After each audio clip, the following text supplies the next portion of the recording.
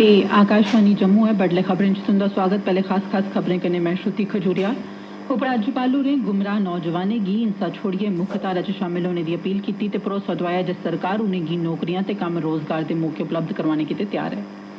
सलाहकार शर्मा होरें आखेआ जे लोकें दी भलाई बेहतरी ते सशक्तिकरण बैक टू विलेज कार्यक्रम दी धुरियै उनें सांबा च केईं पंचायतें दा दौरा लाइयै लोकें दिएं दिक्कतें शकैतें गी सुनेआ। प्रधानमंत्री नरेंद्र मोदी होर अज्ज हिमाचल प्रदेश दे रोहतांग च दुनिया दी सब्भनें शा लम्मी सुरंग अटल टनल दा उद्घाटन करङन ते प्रधानमंत्री होरें आखेआ जे आत्मनिर्भर भारत च कुल संसारी कल्याण दा नजरिया बी शामिल ऐ। उनें एह्दे च अनुसंधान कार्यकर्ताएं ते शिक्षाविदें दा सहयोग मंगेआ। खबरें दी तफसील कन्नै जगमोहन शर्मा। उपराज्यपाल मनोज सिन्हा होरें आखेआ जे राष्ट्रपिता महात्मा गांधी हुंदी जयंती जिसी दुनिया भरै च अंतर्राष्ट्रीय अहिंसा दिवस दे रूपै च मनाया जंदा ऐ, भारत दे लोकें लेई मौका ऐ जे ओह् गांधी जी हुंदे अहिंसा दे सिद्धांत गी अपनांदे होई एह्दे पर पूरी चाल्ली अमल करन। उनें जम्मू कश्मीर दे गुमराह होए दे नौजवानें अग्गे अपील कीती ऐ जे ओह् हिंसा दी बत्त छोड़ियै परतियै मुक्ख धारा च शामल होई जान। कल शोपियां च बैक टू विलेज कार्यक्रम दे त्रीये गेड़ दी शुरुआत करांदे मौके उपराज्यपाल होरें आखेआ जे इयां करने पर सरकार इनें नौजवानें गी नौकरी ते कम्म रोजगार दोआने च मदद करोग। सिन्हा होरें आखेआ जे जम्मू कश्मीर दे लोक टकोह्दा करियै नौजवान तरक्की बाद्दे दी बत्तै पर अगड़े बधना चांहदे न ते सरकार जम्मू कश्मीर गी तरक्की ते खुशहाली दा इक आदर्श नमूना बनाने लेई वचनेबज्झ दी ऐ। उनें भरोसा दोआया जे सरकार पंचायती इदारें ते नौजवानें गी सशक्त ते बाख्तियार बनाग। ग्राएं गी भारत दी जीवन रेखा करार दिंदे होई उनें आखेआ जे जियां द'ऊं जन्नी बट्टे रगड़ने कन्नै अग्ग ते उस अग्ग कन्नै रोशनी पैदा होंदी ऐ, उआं गै आम लोकें दे कन्नै जुड़ने कन्नै ग्राएं च शानदार बदलाव आंदा जाई सकदा ऐ।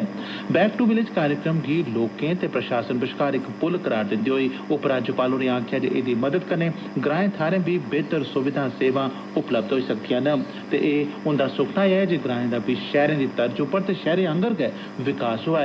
उनें आखेआ जे कारवाई आधारित प्रशासनिक तब्दीलियां जेह्ड़ियां जम्मू कश्मीर च आंदियां जा करदियां न, इंदे नै हून जम्मू कश्मीर च छड़ा विकास बाद्दे दी बत्त गै पदरी नेईं होग, सगुआं समूलचे मुल्खै गी बी विकास बाद्दे दी नमीं बत्त जम्मू कश्मीर दस्सोग।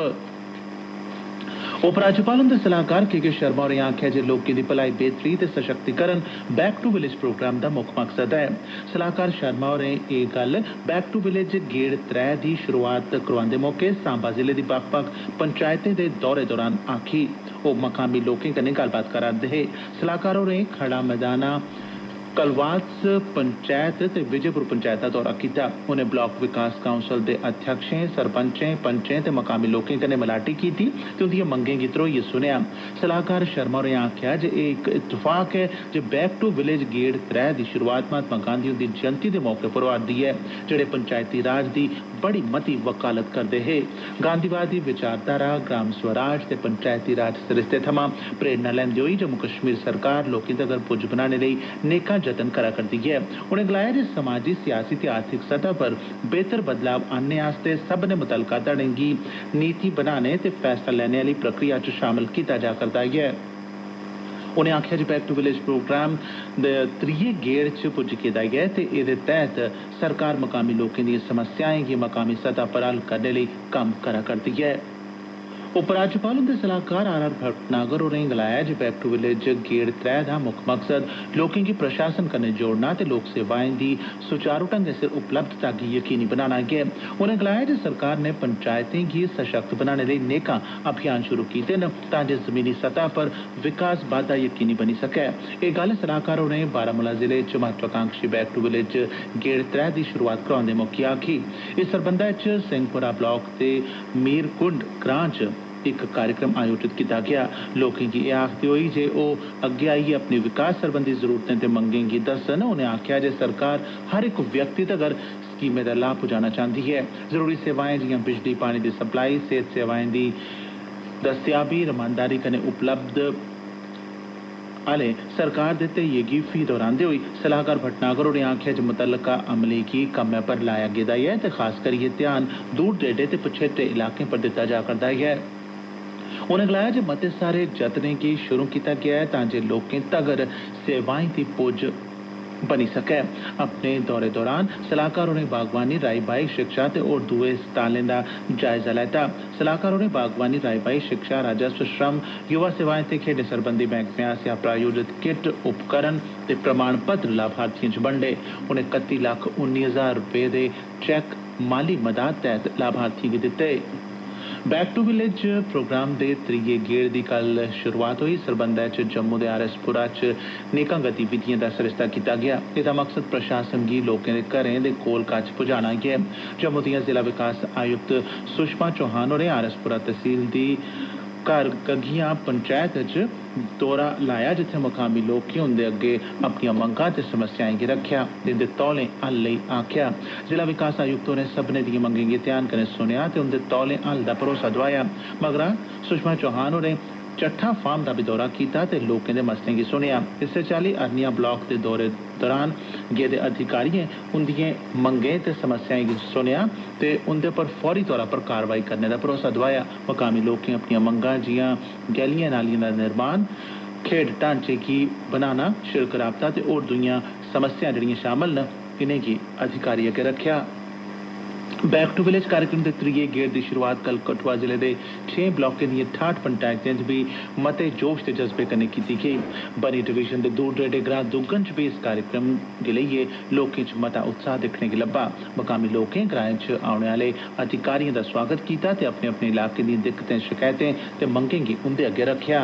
तोआईं रामबन जिले च बी बनिहाल, खारी, उखराल ते रामसू ब्लाकें दिएं 67 पंचायतें च बैक टू विलेज कार्यक्रम दी शुरुआत कल कीती गेई। ग्राएं च औने आह्ले अधिकारिएं, पंचायत प्रतिनिधिएं ते आम लोकें कन्नै बी गल्लबात कीती।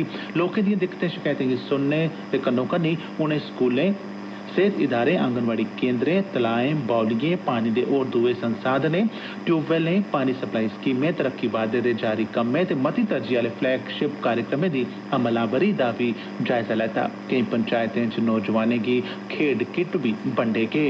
एह् खबरां तुस आकाशवाणी जम्मू परा सुना'रदे ओ। बाकी दिएं खबरें कन्नै श्रुति खजूरिया। प्रधानमंत्री नरेंद्र मोदी और अज्ज हिमाचल प्रदेश च 10,000 फुट दी ऊंचाई पर रोहतांग थाहर दुनिया दी सब्भनें शा लम्मी अटल सुरंग दा उद्घाटन करङन।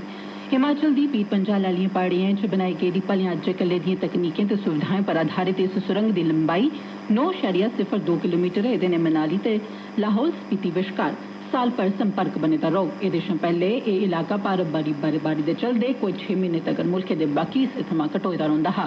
इस मौके रक्षा मंत्री राजनाथ सिंह होर बी मौजूद रौह्ङन। अपने इक दिन दे दौरे दौरान प्रधानमंत्री होर द'ऊं जनसभाएं गी संबोधित करङन ते कन्नै अटल टनल शा बाहर निकलने आह्ली टनल दा बी निरीक्षण करङन। साढ़े संवाददाता ने जानकारी दित्ती ऐ जे राज्य सरकार ने उद्घाटन समारोह दा सिद्दा प्रसारण करने लेई लोड़चदे बंदोबस्त कीते दे न। प्रधानमंत्री नरेंद्र मोदी होर अनुसंधान करने आह्ले ते शिक्षाविदें गी आखेआ ऐ जे ओह् आत्मनिर्भर भारत दे सुखने गी मूर्त रूप देने लेई उंदे सहयोग गी मुल्खै दी बड़ी मती लोड़ ऐ, जेह्दे च कुल संसारी भलाई बेहतरी दा नजरिया बी शामिल ऐ। कल संझा नमीं दिल्ली च कुल संसारिक वैज्ञानिक शिखर सम्मेलन वैभव दी वीडियो कांफ्रेंस राएं संबोधित करदे होई मोदी होरें आखेआ जे तकनीक च तब्दीली कन्नै साढ़ी जिंदगी च मते बदलाव आए न। उनें गलाया जे सरकार ने विज्ञान शोध ते नवाचार गी बढ़ावा देने लेई केईं गैंई पुट्टियां न। केंद्र शासित प्रदेश जम्मू कश्मीर च कल नोवेल कोरोना वायरस दे 1090 मामले सामने आए। इंदे च 603 जम्मू खित्ते थमां हे ते 487 कश्मीर खित्ते थमां। इनें मामले दे सामने औने मगरा जम्मू कश्मीर च कोविड-19 दे कुल मामले दी गिनतरी 77,253 होई गेई ऐ। कोविड-19 करी 14 लोकें दी मौत बी होई। इंदे च कुल मामले चा कोविड-19 दे कुल मामले चा 69,992 नरोए होई चुके दे न। 16,099 मरीजें दा इलाज चला करदा ऐ ते 1,212 लोकें दी इस लागै करी मौत होई ऐ। इंदे चा 365 जम्मू खित्ते थमां हे ते 847 कश्मीर खित्ते थमां। कोविड-19 दे 1,400 होर मरीजें दे नरोए होने मगरा उनेंगी बक्ख-बक्ख अस्पतालें थमां छुट्टी थ्होई गेई। पिछले 24 घैंटे दौरान मुल्ख भरै थमां कोविड-19 दे 81,484 नमें मामले सामने आए। इस अवधि दौरान 1,095 लोकें दी मौत बी होई। इसलै मुल्ख च कोविड-19 दे कुल तस्दीकशुदा मामलें दी गिनतरी 63,94,069 ऐ, जिंदे च 9,42,217 मरीजें दा इलाज चला करदा ऐ। 53,52,079 नरोए होई चुके दे न। इस लागै करी 99,773 लोकें दी मौत बी होई ऐ। जम्मू रोपवे प्रोजेक्ट जेड़ा बाहू थमां हमाया तड़िक चलग दी अज्जै थमां यानी 3 अक्तूबर 2020 थमां व्यावसायिक तौर पर शुरुआत होआ'रदी ऐ। कोविड-19 सरबंधी एहतियाती उपाऽ जि'यां लोड़चदे समाजी छिंडा बनाई रखना, यात्रुएं दे चढ़ने थमां पैह्ले ते उतरने मगरा कैबिन गी सैनिटाइज करना, सब्भनें सैलानिएं ते यात्रुएं आस्तै लाज़मी तौर पर मास्क लाना, व्यक्ति ते तापमान दी जांच करना वगैरा यकीनी बनाया जाग। कुसै बी ऐसे सैलानी गी अंदर औने दी इजाजत नेईं होग जिन्नै मास्क नेईं लाए दा होग ते जेह्दा तापमान 99 डिग्री थमां बद्ध होग। जम्मू कश्मीर सरकार ने कोविड-19 आह्ले लॉकडाउन करी मुल्खै दे बक्ख-बक्ख हिस्सें च फसे दे कोई 5,32,393 जम्मू कश्मीर दे बसनीकें गी लखनपुर ते विशेष रेलगड्डियां राएं वापस आने सरबंधै च हासल होए दे सरकारी आंकड़े मताबक मुल्कै दे बक्ख-बक्ख हिस्सें थमां कोई 155 विशेष रेलगड्डियां जम्मू ते उधमपुर रेलवे स्टेशन पर पुज्जियां, जिंदे राएं 1,40,292 मुसाफर परतोए, जिसलै कि विदेश थमां 934 जने समेत मुल्कै दे बक्ख-बक्ख हिस्सें थमां कोई 6,174 लोकें गी सरकारै अजें तगर लखनपुर राएं वापस आन्नेआ ऐ।